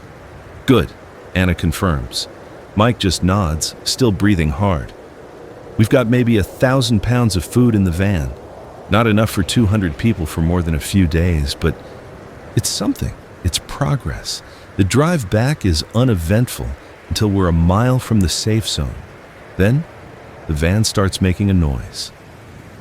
A grinding sound from somewhere in the drivetrain. "What's that?" Rodriguez asks. "I don't know." I slow down, listening. The grinding gets worse. Something's wrong with the transmission, maybe. Can we make it back? I think so. But we'll need to check it before the next run. We limp into the safe zone. The gates close behind us, and I feel that same relief as before. Made it. Survived another day. But when I shut off the engine and get underneath the van to look, the relief evaporates. The transmission housing has a crack in it. Transmission fluid is leaking onto the pavement. "How bad?" Rodriguez asks, crouching beside me. "Bad. This van isn't going anywhere until we fix that. And I don't know if we can fix it. That's a specialized part." He curses quietly. "How long? To find a replacement transmission for an armored Sprinter van? Could be never. This thing was custom built." Then we improvise. We adapt. That's what we do now. But I can see the concern in his eyes. The van was the zone's best asset for supply runs. Without it, we're down to scavenging on foot, carrying what we can. Slower, more dangerous, less efficient. I spend the rest of the day trying to repair the transmission. I've got tools in the van, but this is beyond my skill level. I'm a decent mechanic. This requires expertise I don't have. By evening, I've managed to temporarily patch the crack with epoxy and hope. It might hold. It might not. The zone commander stops by while I'm working. Up close, she looks even more exhausted. Name tape on her uniform says, Martinez. "Rodriguez told me about the transmission," she says. "I'm doing what I can. There's a National Guard depot 15 miles north. Might have vehicles, might have parts. We're planning a larger expedition. 2 teams on foot with handcarts to carry supplies. Rodriguez is leading. He requested you. My van is down. Your skills aren't? You know vehicles. You know how to survive out there. We need both. I want to say no. I want to tell her I did my part, that someone else can take the risk. But she's right. Skills matter now. Experience matters." "When?" I ask. "Day after tomorrow. We need time to plan, to scout the route. Get some rest. You've earned it." She walks away, and I'm left alone with the broken van and the certainty that rest isn't coming. Rest is a luxury from the old world. That night, I find Sarah in the common area. Emma is sleeping in a makeshift crib someone built from scavenged wood. Other families are here too. Couples, children, older folks. A community forming in the ruins. "They're sending me out again," I tell Sarah. "Bigger run. Could be gone for days." "You don't have to go." "Yeah, I do." She looks at Emma sleeping peacefully. "Before all this, I was a teacher, 3rd grade. I taught kids how to read, how to do multiplication tables, normal things." She pauses. "Now I don't know what I am, what any of us are." "Survivors," I say. "That's what we are." "For how long?" It's the question everyone has. How long can we keep this up? How long before the supplies run out? Before the infected overwhelm the walls? Before something goes wrong? I don't have an answer. None of us do. The next day is preparation. Rodriguez gathers the expedition team, 8 people total. Me, Rodriguez, Anna, Mike, who's redeeming himself from freezing at the Costco, plus 4 others I haven't worked with. Chen, a woman who used to be an engineer. Tyrell, a former truck driver. Sarah's friend, whose name is also Sarah, so everyone calls her Red Sarah because of her hair. And Jackson, an older man who carries a lever-action rifle like it's an extension of his arm. We spread maps across a table in what used to be the Civic Center's main hall. The National Guard depot is marked clearly on Rodriguez's map, a compound on the north side of town, near the airport. Intel suggests the depot was abandoned early, Rodriguez says. Soldiers were deployed to population centers, left the depot mostly empty. That means less infected, but also means it might have been looted already. Or it might be intact, Chen offers. Worth the risk either way. We travel light, move fast, handcarts for supplies. Everyone carries minimum 72 hours of food and water. We're not relying on scavenging along the way. He outlines the route, 15 miles through suburban areas mostly. Avoid the highways where cars are densest. Use residential streets. Cut through yards when necessary. The hand carts are modified shopping carts with all-terrain wheels. Someone's clever engineering. We leave at dawn, get a good night's sleep. This one's going to be different from the quick runs. We'll be exposed longer, more vulnerable. Stay alert. Stay together. Trust your team. I spend the evening checking my gear. The Glock, cleaned and oiled. 2 extra magazines, the knife, a small first aid kit, energy bars and water, a tarp and paracord in case we need to shelter, flashlight with extra batteries, hand crank radio, matches in a waterproof container. Everything fits in a tactical backpack someone donated to the supply pool. I'm traveling lighter than I did in the van, no sleeping bag, no extensive supplies, just enough to survive a few days. Mike finds me while I'm packing. Hey, wanted to say thanks for not telling everyone I froze up at the Costco. We all freeze sometimes, I say. What matters is what you do after. I won't freeze again, I promise. I want to tell him not to make promises he can't keep, but he's young and needs to believe in himself, so I just nod. Sleep doesn't come easy. I'm back in the van, in my familiar sleeping bag, but my mind is racing. 15 miles on foot through infected territory. Every step will be dangerous. Every sound could bring them down on us. And we have to do it twice, once to get there, once to get back. Dawn comes cold and gray. Frost covers everything. Our breath makes clouds in the air. The team assembles at the gate, everyone quiet, focused. We look like refugees from some war zone. Mismatched gear, weapons scavenged from a dozen sources, faces hard with determination. Martinez is there to see us off. Be careful, be smart, come back alive. Yes, ma'am, Rodriguez responds. The gates open. We walk out into the dead city. The first mile is quiet. We move through residential streets, past houses that will never know families again. Some have doors hanging open, signs of hasty evacuations. Others are buttoned up tight, curtains drawn, secrets locked inside. I wonder how many bodies are in there, how many people chose to die at home rather than run. An infected appears from a garage, stumbling toward us. Jackson's rifle cracks once. The infected drops. No one speaks. We keep moving. Mile 2. A strip mall on our right has been burned out. The fire must have been intense. The roof collapsed inward, walls blackened. Something moves in the ruins. Multiple somethings. We give it a wide berth, stick to the opposite side of the street. Mile 3. Chen calls a water break. We stop in the middle of an intersection, form a circle, watch all directions. I drink sparingly. Still have a long way to go. Red Sarah points. There, in that house. I follow her gesture. A second-floor window has a bedsheet hanging out. White fabric with something written on it in black marker. Help, followed by a date, 2 weeks ago. No one suggests we check on it. 2 weeks is a lifetime. Whatever happened there is over now. Mile 4. We're cutting through a residential area when Anna signals stop. Everyone freezes. Ahead, crossing the street, is a group. I count them. 23 infected, moving together like a school of fish. They're heading east, away from us. We wait until they're out of sight before continuing. Mile 5. Terrell's cart hits a pothole and spills. Canned goods roll across the street. We scramble to gather them up, working fast, exposed. Mike stands guard, rifle ready. Nothing comes. We reload the cart and move on. Mile 6. A dog appears. A German shepherd that looks half-starved.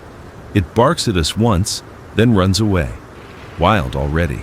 Or maybe it always was. Hard to tell. Mile 7. Rodriguez calls another break. We're in a park using the playground equipment for cover. Chen climbs up on the slide platform, scouts ahead with binoculars. Route looks clear for the next half mile, she reports. After that we got a commercial district. Could be dense with infected. Can we go around? Rodriguez asks. Would add 2 miles, maybe more. We go through. Stay tight, stay quiet. Mile 8 takes us into the commercial district. Strip malls and office buildings. Parking lots full of cars. More infected here. They congregate in commercial areas for some reason. Maybe the concentration of people when things went bad. Maybe just random movement that pools them in certain spots. We encounter them in groups of 3, 5, 8. Jackson's rifle speaks when they get too close. The sound echoes off buildings, draws more attention. We have to pick up the pace, Rodriguez pushing us faster. Mile 9. Anna's breathing hard. She's older, not used to this kind of exertion. Chen helps her with her pack, takes some of the weight. No one gets left behind. Mile 10. We're in an industrial area now. Warehouses and factories. Fewer infected, but the ones we see are former workers. Hard hats still on their heads, safety vests still visible. They move between buildings like they're still going through the motions of jobs that don't exist. Mile 11. Red Sarah spots it first. Smoke, northeast. We look. A column of smoke rising into the gray sky, maybe a mile away. Could be survivors, Mike says. Could be a trap, Tyrell counters. We stay on mission, Rodriguez decides. Depot first.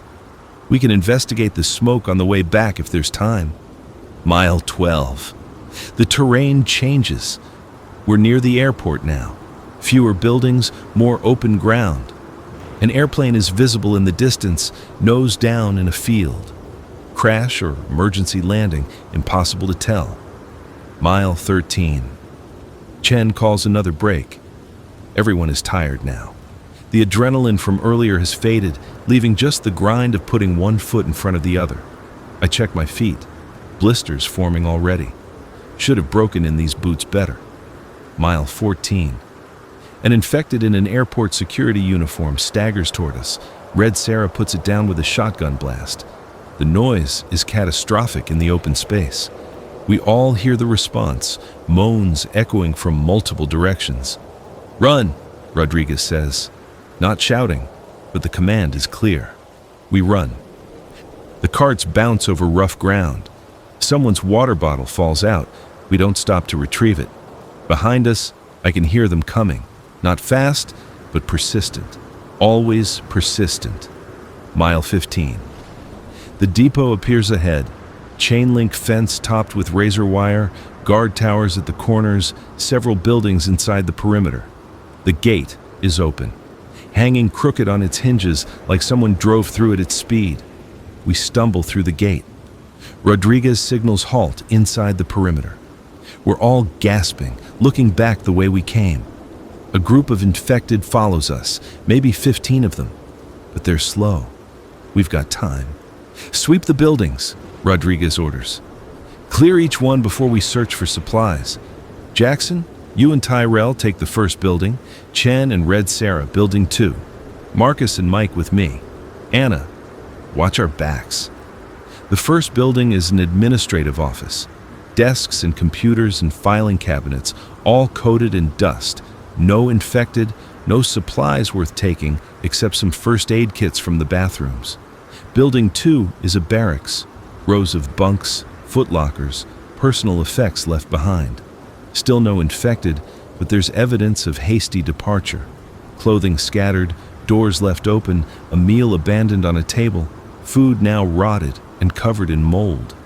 Building 3 is the motor pool. Jackpot. Military vehicles are parked in neat rows. Humvees, trucks, even an armored personnel carrier. Most of them have keys in the ignition. I check the first Humvee. Gauge shows half a tank of fuel.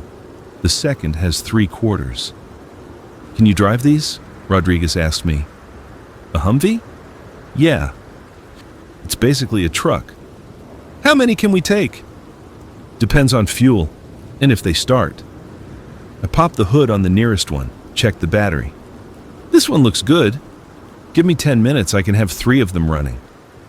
Building 4 is supply storage. Pallets of MREs, meals ready to eat. Water in 5-gallon containers. Medical supplies still in their original packaging. ammunition crates stacked to the ceiling. This is what a government depot looks like when it gets abandoned mid-operation. "We hit the lottery," Chen says, wonder in her voice. Rodriguez is already making calculations. "If we can get 3 Humvees running, we can load them, drive back to the safe zone, come back for more. This changes everything." I work on the vehicles while the others load supplies. The Humvees are military standard, robust, simple, designed to be maintained in field conditions. 2 of them start on the first try.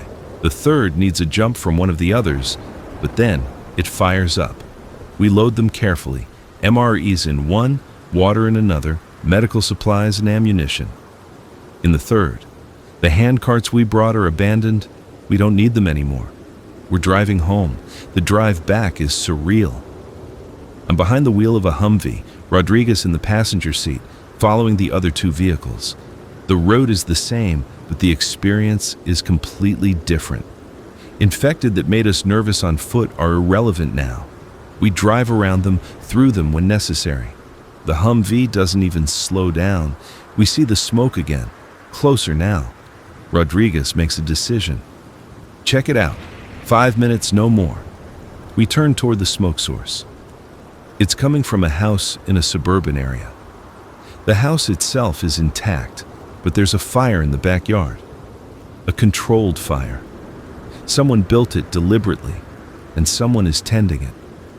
A figure in the backyard, feeding wood into the flames. Rodriguez and I approach on foot, weapons ready.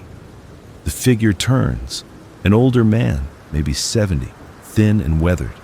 He doesn't look surprised to see us. "Knew someone would investigate eventually," he says. His voice is rough. "Smoke signals work, apparently." "You alone?" Rodriguez asks. "Now I am. Wife passed 3 days ago. Natural causes. Heart gave out. She's in the house. I've been burning her things. Seemed right." "You should come with us," I say. "We have a safe zone, food, shelter." He shakes his head. "I'm staying here. This is my home. Was our home for 43 years. I'll die here too. The infected haven't bothered me much. I stay quiet, stay inside at night. Got enough food to last a while." He looks at us with eyes that have seen too much. "You boys need to understand something. For some of us, survival isn't the same as living. I lived with Helen. Without her, I'm just waiting. And I'd rather wait here." Rodriguez doesn't argue. There's nothing to say. We leave him there, feeding memories to the fire. The return to the safe zone takes 2 hours. When we roll through the gates in 3 Humvees loaded with supplies, people actually cheer. It's the first time I've heard genuine joy since the outbreak. Martinez is there, counting the supplies, calculating. "This is enough for 6 weeks, she says. "Maybe more if we ration." "You people just bought us time." That night, there's a celebration of sorts. Someone found a case of wine in one of the houses near the safe zone. It gets shared out, 1 glass per person. I don't normally drink, but tonight I make an exception. It tastes like the old world, like safety and civilization and hope. Sarah finds me. Emma is sleeping in a carrier on her chest. "I heard what you did. The whole zone is talking about it. We got lucky. You got brave. There's a difference." I sip the wine. That old man, the one at the house, he chose to stay behind, to die alone. I keep thinking about that. Some people need different things to feel human, Sarah says quietly. He needed to be in his home. We need to be around others. Neither is wrong. Emma stirs, makes a small sound. Sarah rocks her gently, and she settles. The baby has no idea how fragile this all is, how close we came to not making it back. Maybe that's a blessing. The days settle into a routine. The safe zone has structure now, work assignments, guard rotations, communal meals. I'm assigned to the motor pool, maintaining the vehicles we've acquired. The Humvees, a few civilian cars that still run, and my van, which I finally get properly repaired using parts from the military depot. We do more supply runs. Never as dramatic as that first depot expedition, but always dangerous. A pharmacy here, a grocery store there. Each run brings back necessities. Each run costs energy and risk. A month passes, then two. Winter arrives properly. Snow in late December, temperatures dropping below freezing. The safe zone adapts, and someone rig up a better heating system using scavenged HVAC equipment. Gardens get covered with improvised greenhouses. Life goes on. Not everyone makes it. We lose people. Johnson, a guard, gets bit during a perimeter check. He walks outside the walls himself before he turns. Doesn't want to risk anyone else. Chen gets sick. Pneumonia from working in the cold. Too long. She pulls through, but it's close. Red Sarah simply disappears one night. Her tent is empty in the morning. No note, no explanation. We search but find nothing. The world swallows people. By February, the population of the safe zone has grown to 300. Survivors trickle in from other parts of the region. Each one is quarantined, checked, integrated if they're clean. The walls expand to accommodate them. New buildings inside the perimeter get repurposed. A school becomes a hospital. A bank becomes a food distribution center. Humanity reorganizing itself. I'm not the same person I was when I drove into this place 3 months ago. That Marcus was running, surviving day to day, trusting no one. This Marcus is part of something, part of a community that depends on each other. Sarah and Emma are doing well. Emma is crawling now, pulling herself around the common area while Sarah watches with exhausted but proud eyes. Other children are here too. We have 17 kids under the age of 10. Someone started a school, teaching them numbers and letters, because what else do we have, if not a future? My van sits in the motor pool, maintained and ready. I keep it that way out of habit. The Humvees get used more often now. They're more practical for supply runs. But the van is mine, my escape pod, my reminder that I can leave if I need to. I don't need to, but I could. And that matters. Rodriguez and I lead most of the supply expeditions now. We've gotten good at it, developed tactics and strategies. We know which stores have been picked clean, which ones might still have useful items. We know where infected congregate, which routes to avoid. We've become experts in survival logistics. On a cold day in late February, Martinez calls a meeting of the leadership. Zone Council, they call it now. Though, it's just a dozen people who've stepped up to organize things. Rodriguez is there. I'm there because of my role with the vehicles. Sarah is there, representing the families with children. Others I know by face, if not by name. We need to talk about the future. Martinez begins. We've done well. We've survived. But surviving isn't enough anymore. We need to think bigger. How much bigger? Rodriguez asks. Regional. There are other safe zones. We know this because we've picked up radio transmissions. Dallas has one. Oklahoma City. Santa Fe. They're all doing the same thing we are. Surviving, rebuilding. We need to make contact, establish trade, share information, become part of something larger. That's a risk, someone says. We don't know if those other zones are friendly. Staying isolated is also a risk, Martinez counters. What happens when we run out of medical supplies we can't make ourselves? What happens if we have a disease outbreak and need antibiotics we don't have? We need connections, need networks. She's right. I can see it even if I don't like it. The safe zone is stable but fragile. We're one disaster away from collapse. Connections mean resilience, mean options. I'm proposing we send an expedition to the Dallas Safe Zone, Martinez continues. 2 weeks, round trip. Make contact, assess their situation, see if there's basis for cooperation. Who goes? Rodriguez asks. Martinez looks at me. I want Marcus to lead it. He's proven himself. He knows vehicles. He knows how to survive outside these walls. Everyone looks at me. I feel the weight of their expectations. I'll do it, I say. Because what else can I say? The preparation takes a week. We select a team. Rodriguez, Anna, Terrell, and 3 others who've proven reliable. We take 2 Humvees loaded with supplies for trading, fuel for the journey, weapons and ammunition. Maps of the route to Dallas, almost 300 miles through infected territory. The night before we leave, I check on Sarah and Emma. The baby is walking now. Tottering steps that make Sarah laugh with delight. "You're going to Dallas," Sarah says. "Yeah, 2 weeks.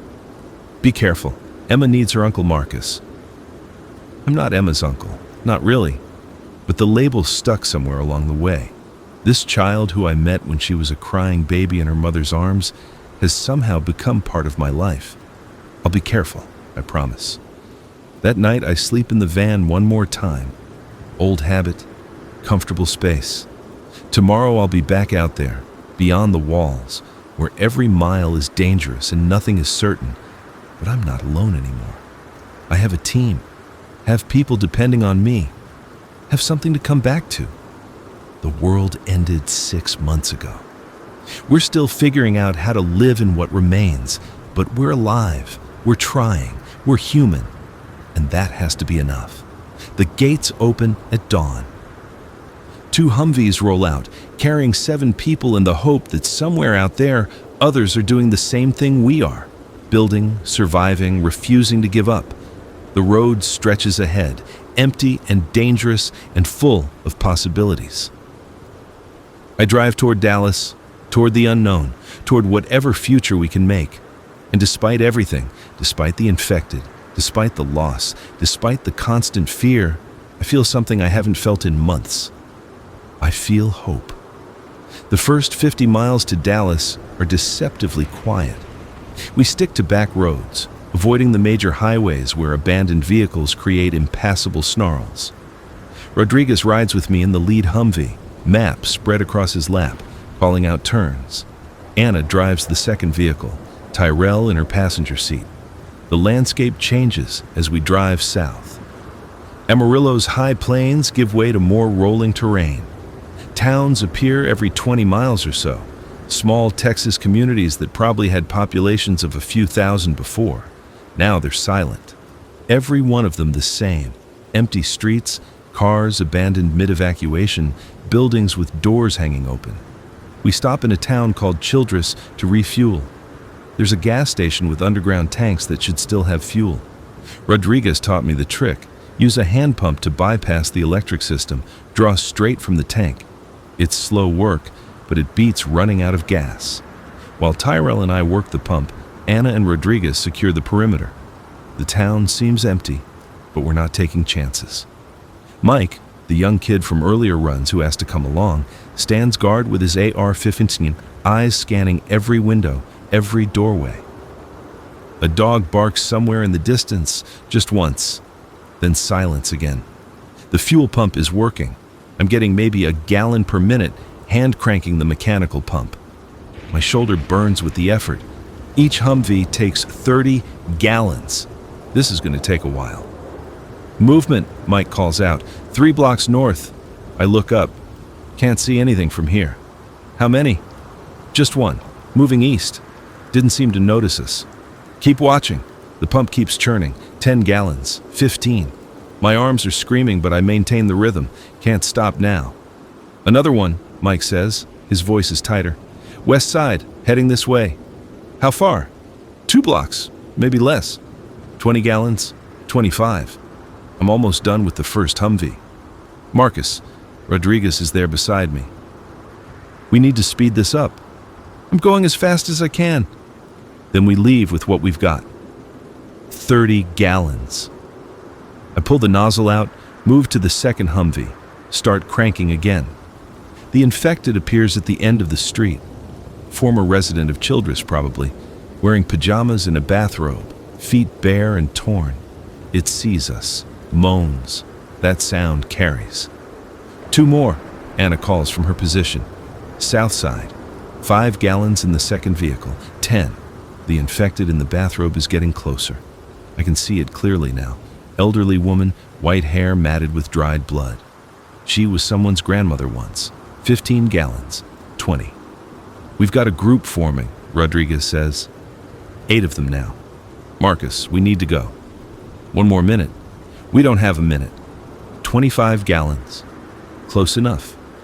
I pull the nozzle, cap the tank, throw the pump in the back of the Humvee. Everyone mount up! We pile into the vehicles. I'm behind the wheel, Rodriguez beside me, Mike in the back. Anna's Humvee is already running. The infected are converging from 3 directions now, maybe 20 of them. Not enough to be dangerous, but enough to be a problem. I start the engine, pull out of the gas station. In the mirror, I watch them stumble into the space we just vacated, confused, seeking. We're already gone. Mile 60. We pass a high school, its parking lot full of school buses that never completed their routes. Mile 75. A prison looms on the left, guard towers empty, fences intact. I wonder what happened to the inmates. Did they escape? Did they turn? Did the guards leave them locked in their cells? Don't think about it. Keep driving. Mile 90. We're approaching Wichita Falls, medium-sized city, maybe 100,000 people before. We plan to skirt around it, avoid the urban density. But Rodriguez spots something on his map. There's a National Guard armory here, 2 miles off our route. Is it worth the detour? Could have supplies, weapons, maybe fuel. Think about it. We're making good time, have enough daylight for a quick stop. 30 minutes, I say. We check it, grab what we can, get out. The armory is a squat, concrete building surrounded by a chain-link fence. The gate is closed but not locked. I push it open with the Humvee's bumper. The parking lot has 3 military trucks, all with flat tires. We approach carefully. Rodriguez and I clear the main building while Anna's team secures the perimeter. Inside, it's dark, no windows, no natural light. We use flashlights. The first room is an office. Desks, computers, file cabinets, nothing useful. The second room is a break room. Coffee maker still has old coffee in the pot, now growing mold. Third room is locked. Heavy steel door with a keypad lock. Rodriguez tries the handle anyway. Locked. Can we breach it? I ask. Maybe, but it'll make noise, a lot of noise. We look at each other. Calculate the risk versus reward. Do it, I decide. Rodriguez has a breaching charge, small explosive designed to blow locks. He sets it. We retreat to the entrance, count down. The explosion is loud even from here. The door blows inward, smoke billowing out. We wait for the smoke to clear, then enter. Weapons locker. Rifles lined up in racks, pistols in cases, ammunition in metal containers, body armor hanging on pegs, combat gear of every type. Jackpot, Rodriguez breathes. We load quickly. M4 rifles, Glock pistols, boxes of ammunition. The body armor gets tossed in too. Might as well upgrade our protection. I grab a tactical vest, put it on. Heavier than what I've been wearing, but better protection. Outside, Anna's on the radio. Marcus, we've got company. The explosion attracted attention. I look out the armory's front door. Infected are coming from the surrounding streets. Not a huge group yet, but growing. 20, 30. More appearing every second. Load and go, I order. Take what we can carry, leave the rest. We pile weapons and ammo into the Humvees. The infected are getting closer. 50 feet, 40. I can see them clearly now. Former soldiers mixed with civilians. The soldiers still wear partial uniforms, muscle memory making them almost march in formation. Unsettling. That's everything, Rodriguez shouts. We mount up, pull out of the armory parking lot. The infected surge toward us, but we're faster. In the mirror, I watch them swarm the building we just left, searching for prey that's already gone. Mile 110. We're past Wichita Falls, back in open country. The adrenaline from the armory is fading, leaving everyone quiet and tired.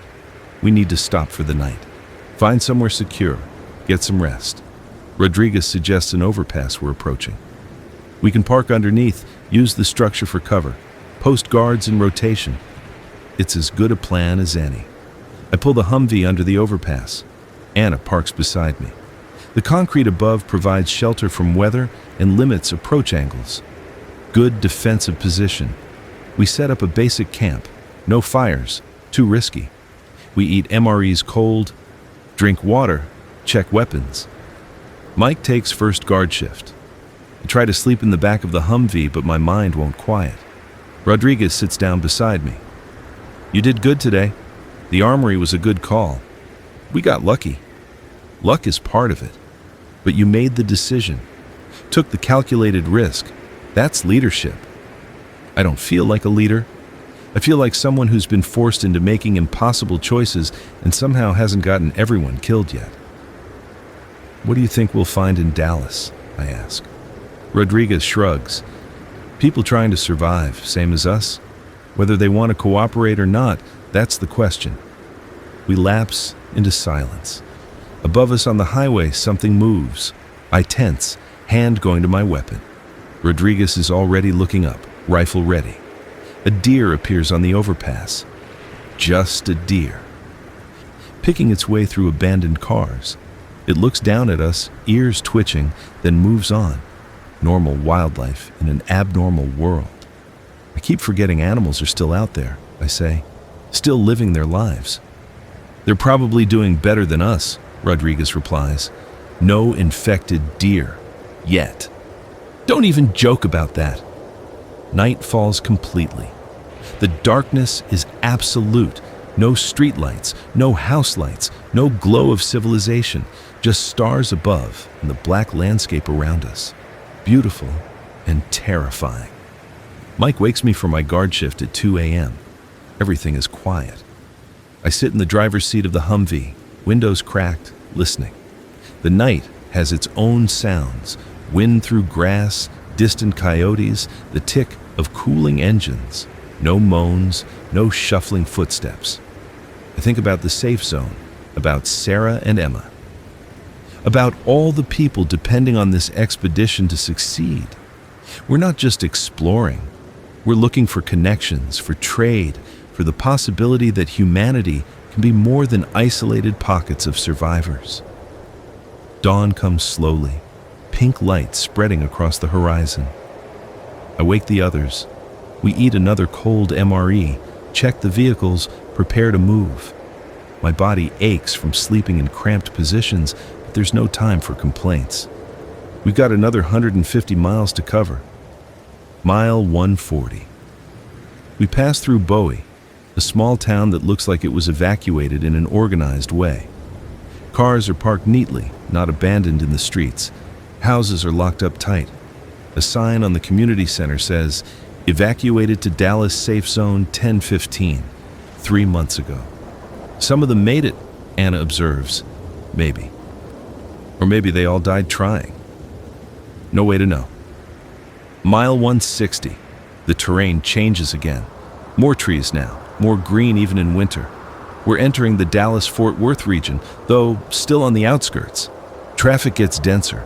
More abandoned vehicles, more signs of the mass exodus that happened when things fell apart. Rodriguez directs me onto smaller roads, trying to avoid the worst of the vehicle jams. We wind through residential areas, past shopping centers and office parks, all empty and still. Mile 180. We see our first evidence of the Dallas Safe Zone. A billboard has been modified. Someone climbed up there with paint and wrote, "Dallas Safe Zone, 20 miles. Follow I-35. An arrow points south. 20 miles, Rodriguez says. We're close, but close means entering the city proper. Means high-density areas where infected would concentrate. I check the fuel gauge, 3/4 tank. Ammunition count is good. Everyone is alert. We follow the signs, sticking to I-35 despite the abandoned vehicles. The highway is clearer than I expected. Someone has pushed cars aside, creating a navigable lane down the center. Recent work too. The tire tracks in the dust are fresh. Someone's maintaining this route, Anna radios from the second Humvee. That's a good sign. Mile 190. We see the walls. They're massive.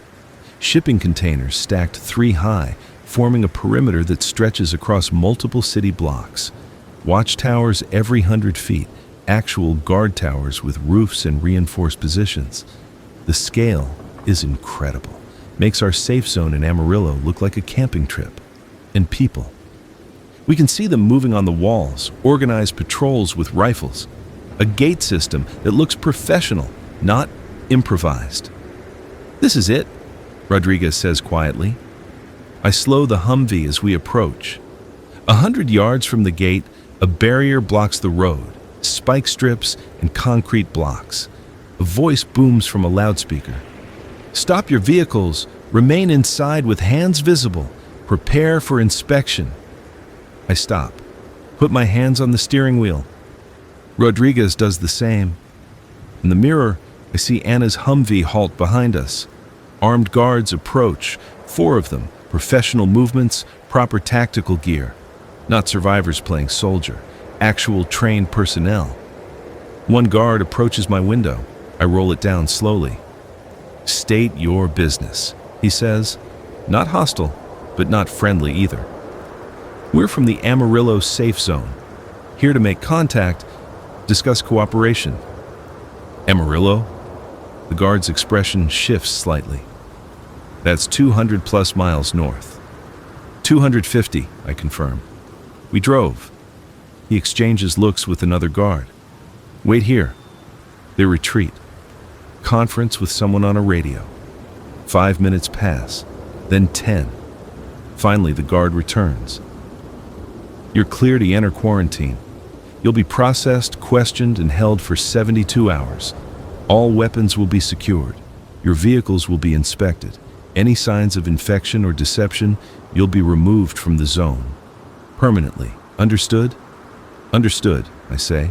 The spike strips are pulled back. The concrete blocks are moved by a forklift.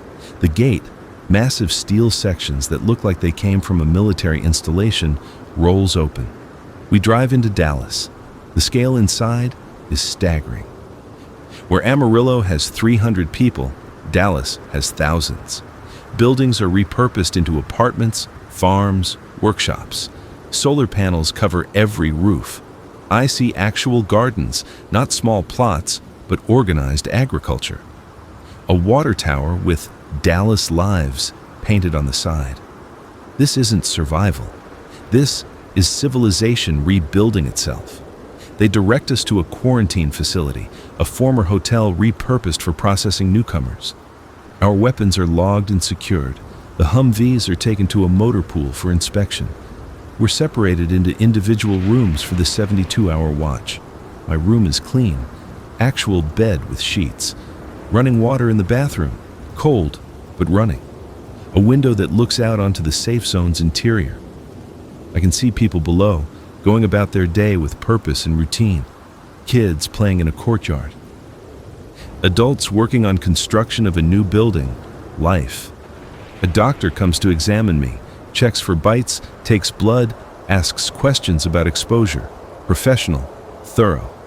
When she's done, she says, "You'll have your results in 24 hours. If you're clean, you'll be transferred to guest housing." "Thank you," I say. She pauses at the door. "Amarillo sent you?" "Yes. We heard about Amarillo. Heard you were holding on. Good to know it's true." She almost smiles. "We need more zones to survive, more cooperation. Maybe you can help make that happen." After she leaves, I sit by the window and watch Dallas work.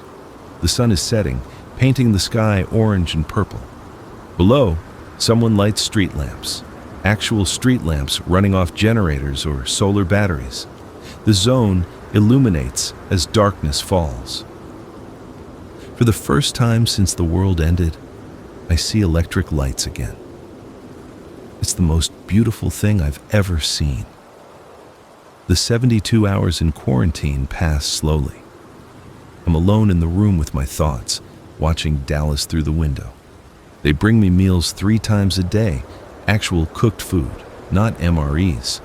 Rice with beans and vegetables on the first day, chicken soup on the second.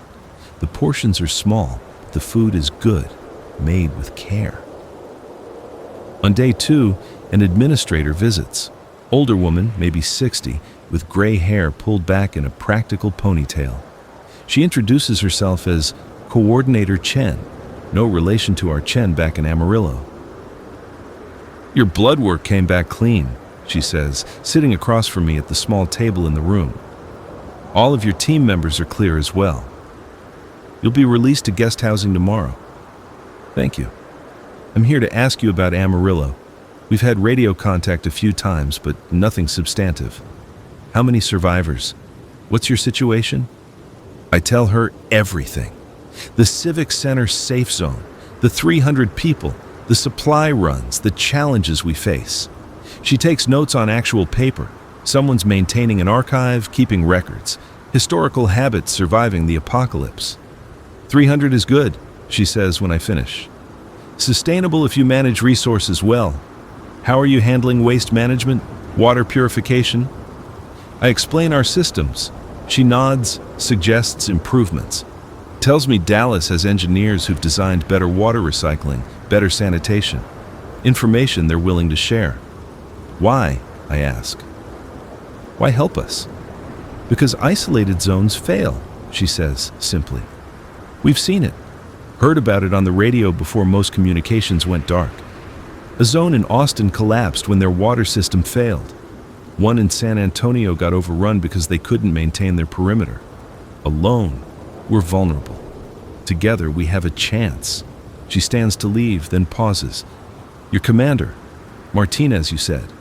Tell her Dallas is interested in establishing a trade route, regular contact, sharing of resources and information. We'll send a representative back with you to discuss terms. You trust us that much? Trust has to start somewhere, Coordinator Chen says. Might as well be now. On day 3, I'm released to guest housing, a section of what used to be an apartment complex, now housing visitors and new arrivals. Rodriguez and the others are there already. We gather in a common room, comparing experiences. They offered me a job, Mike says, excitement in his voice. Working in their motor pool. Said they need people who know how to maintain vehicles. They offered all of us positions, Anna adds. Trying to recruit. They've got almost 5,000 people here and they're still growing. 5,000. 10 times what we have in Amarillo. The scale is hard to comprehend. Rodriguez has been quiet. Now he speaks. They also told me about the other zones.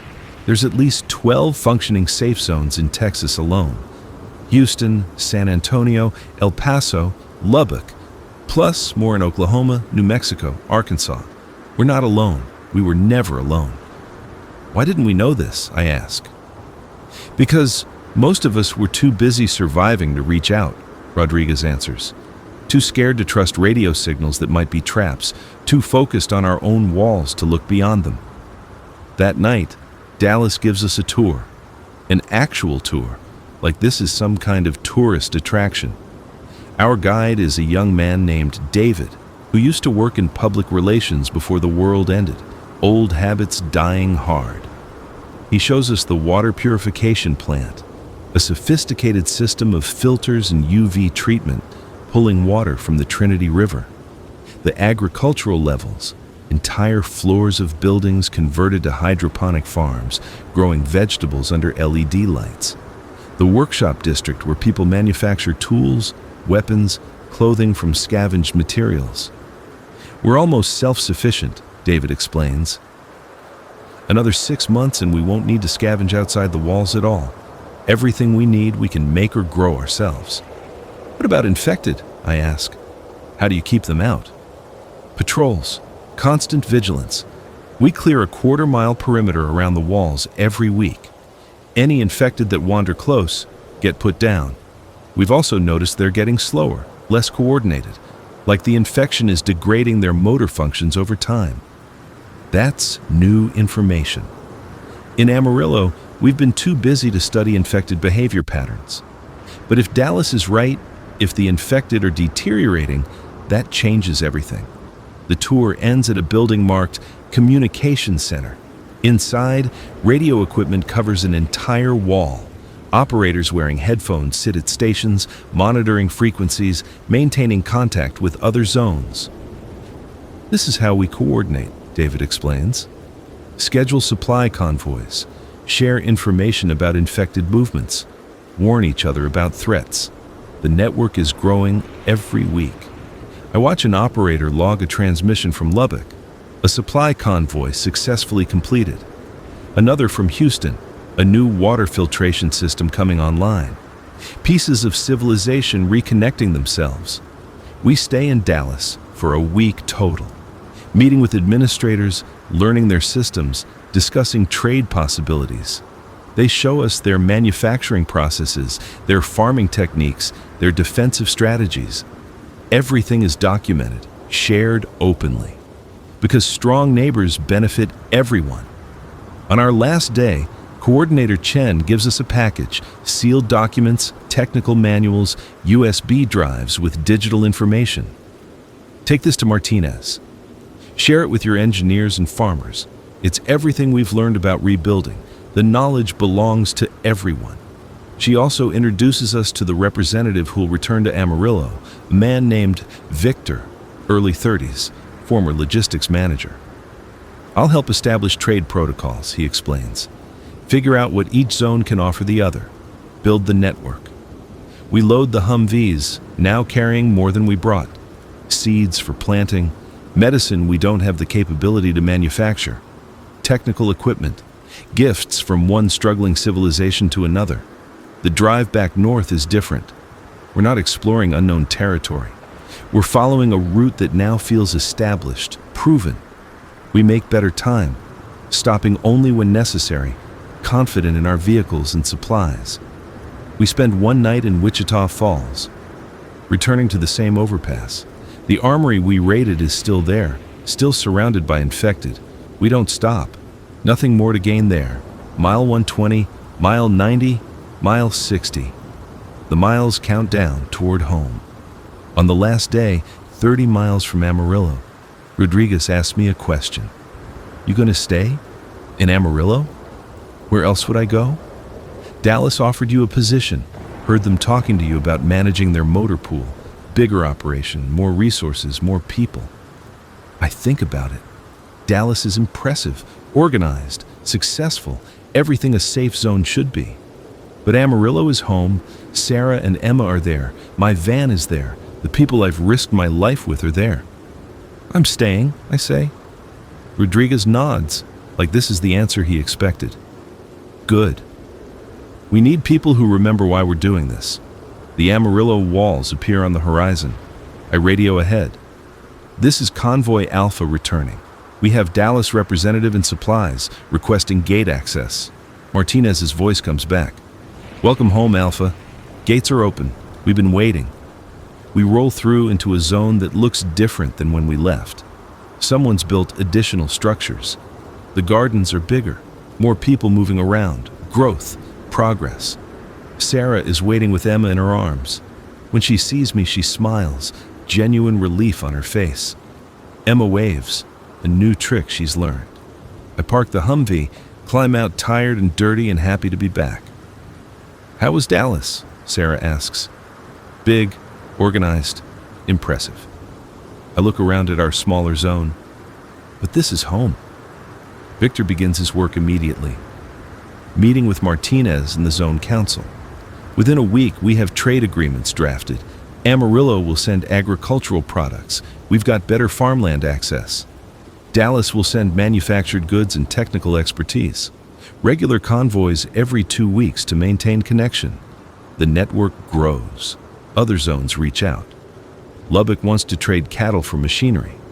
Oklahoma City has surplus medical supplies, but needs engineers. El Paso specializes in solar power equipment. Each zone develops strengths based on available resources and expertise. By spring, 6 months after the world ended, we're not just surviving, we're building. Trade routes are established. Information flows freely. Someone in Houston figures out how to purify ethanol for fuel. Someone in San Antonio develops a better method for preserving food. Knowledge multiplies, spreads, benefits everyone. The infected are still out there, still dangerous, but they're thinning out. David was right. The infection degrades their motor functions over time. What used to be running hordes are now slow shufflers. What used to be coordinated groups are now scattered individuals. Still deadly at close range, but easier to avoid, easier to manage. We do regular sweeps now, clearing infected from expanding perimeters around each safe zone. creating connected safe corridors between zones. The Dallas-Amarillo route is clear enough now that convoys make the trip without major incident. My role evolves. I'm not just a driver anymore. I'm coordinating logistics between zones, planning routes, training new drivers. The skills I learned in those first desperate days are now valuable to the whole network. The van sits in the motor pool, maintained but rarely used. Sometimes I sleep in it anyway, needing that familiar space. Sarah teases me about it. "You have an actual apartment now, Marcus, with a real bed." "Old habits," I tell her. Emma is walking confidently now, talking in simple sentences. She calls me Uncle Max, which is close enough. I watch her play with other children in the Safe Zone's courtyard and try to imagine what world she'll grow up in. Will she remember the infected? Will she know what we lost? Or will she only know what we built after? 1-year anniversary of the outbreak. Someone marks it with a memorial service. Names of the dead read aloud. Moments of silence. Then a celebration. Because we survived. Because 300 people in Amarillo are alive. 5,000 in Dallas are alive. Thousands more across the network are alive. Humanity persisted. Martinez gives a speech, talks about resilience, cooperation, hope, announces that radio contact has been established with safe zones as far as California, as far as the Canadian border. The network is expanding beyond Texas, beyond what any of us imagined possible. "We will rebuild," she says. Not the world we lost, but something new, something better. Built on lessons learned, on cooperation over competition, on shared survival. People cheer. Sarah is crying. Emma asks why people are loud. I think about that first night in the van, parked behind the way station, terrified and alone. Think about the journey from there to here, the people I've lost, the people I've saved, the miles traveled and the walls built. Rodriguez finds me after the ceremony. Got an interesting message on the radio. New safe zone forming in Colorado. They need someone to help establish trade routes, teach driving protocols, set up logistics, asking for experienced people. You going? Thinking about it. Starting fresh somewhere new has appeal. He looks at me. You interested? The offer hangs in the air. Adventure. New challenges.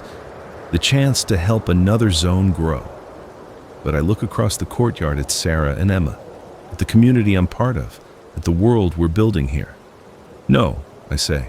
My work is here. Rodriguez nods. Fair enough.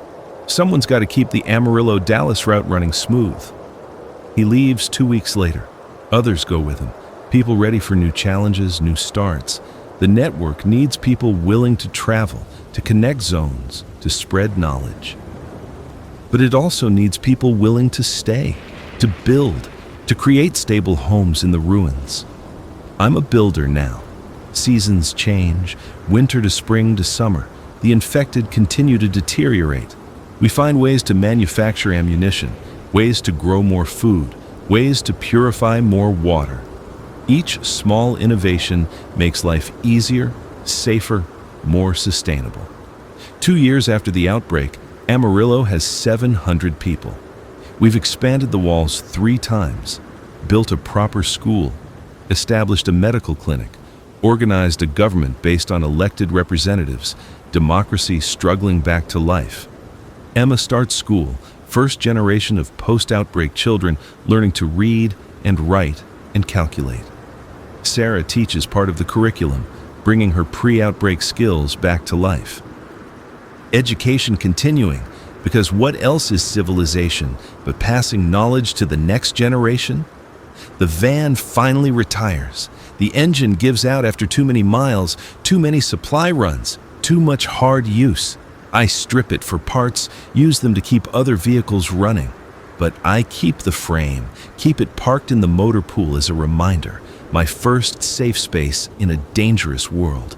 My home on wheels that carried me to salvation. Sometimes I sit in the gutted driver's seat, hands on the wheel that goes nowhere now, and remember Mrs. Patterson eating her husband. Remember the family in the Honda that I didn't help. Remember Sarah and Emma crying in the passenger seat. Remember every mile of fear and survival and hope. Then I go back to my apartment, my real home now, with neighbors and community and the sounds of life continuing. 3 years after the outbreak, I marry Sarah. Small ceremony in the zone's community center. Emma is flower girl, taking the job very seriously. Martinez officiates. She got ordained somehow. Paperwork from the old world still having weight in the new one. Rodriguez sends a radio message from Colorado. Congratulations mixed with reports from the mountain zones. They're doing well, growing. The network continues to expand. 4 years, 5 years. The infected are rare now, cleared from most populated areas. Small groups still exist in wilderness regions, but they're no longer the primary threat. Humanity has reclaimed the cities, the towns, the roads between. New challenges emerge. Disputes between zones over resources. Questions of governance and law. The struggle to maintain technology without the industrial base that created it. Growing pains of civilization rebuilding itself. But we work through it because we have to. Because the alternative is going back to those first desperate days when survival was all we had. Emma is 10 years old. She asked me what it was like before. I tell her about the van, about the journey, about finding her mother on the road to Amarillo. She listens with wide eyes, trying to imagine a world where her Uncle Marcus wasn't always part of her life. "Were you scared?" she asks. "Terrified," I admit. Every single day. "Are you still scared?" I think about it, about what we've built, about how far we've come. "Sometimes," I say, "but not like before. Now I'm scared of failing what we've built, of losing what we've gained." Different kind of fear. She nods like she understands. Maybe she does. She's growing up in a world we built from ruins. She sees the work it takes, the constant effort to maintain it all. Sarah and I have another child, a son we named James after her dead husband, keeping his memory alive. The baby cries in the night and I comfort him, thinking about how impossible this would have seemed that first night in the van. Family, children, future. The world ended. We survived. We rebuilt. Not the same world, not the same civilization, but something new. Something earned through blood and fear and determination. The van's frame finally rusts away. I have it melted down, the steel reforged into tools. Nothing wasted, everything recycled. The van becomes shovels and hammers and nails, becomes part of the new buildings we construct. Its armored walls protect us still, just in different form. 10 years after the outbreak, Amarillo has 1,500 people. We're not alone. The network includes 47 functioning zones across North America. Communication is restored between them. Trade routes are established. Regional councils coordinate policy. Something resembling government emerging from the cooperation of survivors. The infected are functionally extinct in our region. Study of the infection shows it burned itself out, degrading its hosts until they could no longer function. The world is scarred but healing. Nature is reclaiming what humans abandoned. Cities not occupied by safe zones are becoming forests again. Emma is 20 years old. She joins the logistics corps, helps coordinate supply convoys between zones. Following in my footsteps without meaning to, Sarah is proud and terrified. I understand both feelings. I'm older now. Gray in my hair, aches in joints, stressed by years of survival. I teach young people how to maintain vehicles, how to plan routes, how to survive outside the walls, even though it's mostly unnecessary now. Skills passing to the next generation because we can't forget. Can't let the knowledge of survival disappear. On quiet nights, I sometimes think about that first week, about the motorhome that seemed like my whole world, about the decision to let Sarah and Emma into it, about every choice that led to here. Would I do it again? Knowing what it would cost, what it would require? Every time, every single time. Because that scared man driving an armored van through an apocalypse somehow helped build this. this community, this network, this future. The van is gone, but its legacy remains. In the people it saved, in the connections it helped forge, in the civilization that grew from those desperate first journeys between isolated zones. I'm Marcus. I survived. We all survived. And in surviving, we built something worth living for. That's the story. That's how the world ended and how it began again. In a van rolling through infected streets, carrying hope forward 1 mile at a time.